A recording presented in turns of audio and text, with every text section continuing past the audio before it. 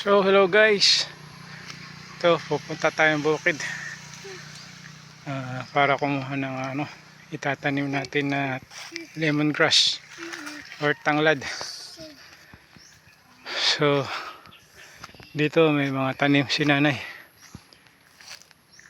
pakyat itong, kaya hinihingal ako. Yun yung karsada, yun, kasama natin si Ayo. Ayo, say hi. Hi. Ayan, paakyat yung train guys. Ayan, nakakahingal. Medyo matagal na ako hindi nakapunta rito. May mga tanim din pala tayong mulberry dito. So titingnan na rin natin yung mulberry natin, kung ano ba nangyari. Sa tingin ko hindi siya lumaki.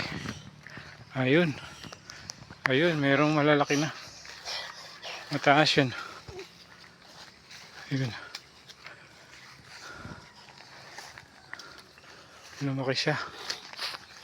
So medyo malamok dito guys, kaya hindi kami ganong magtatagal. Kukuha lang na kami yung pantanim na lemongrass or tanglad. Wala na pala yung kubo rito. Dati may kubo rito eh.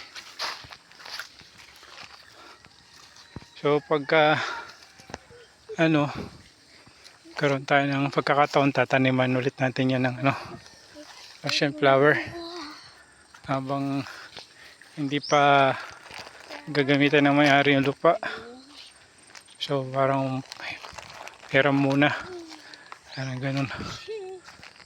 So mukhang wala na rito yung mga talad yun, kaso mukhang sumama na sa damo. Diyan ka lang muna, Ayo, diyan ka lang ha.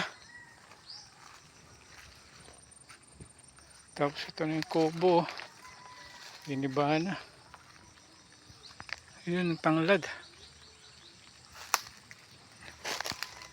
umuulan pa. Ito yung tanglad guys. So ito yung plastic rito, so umuulan na. So yun muna guys, see you na lang sa next vlog kasi umuulan na. Opo na itong cellphone. Ayo, come here. Sige, bye bye. Bye.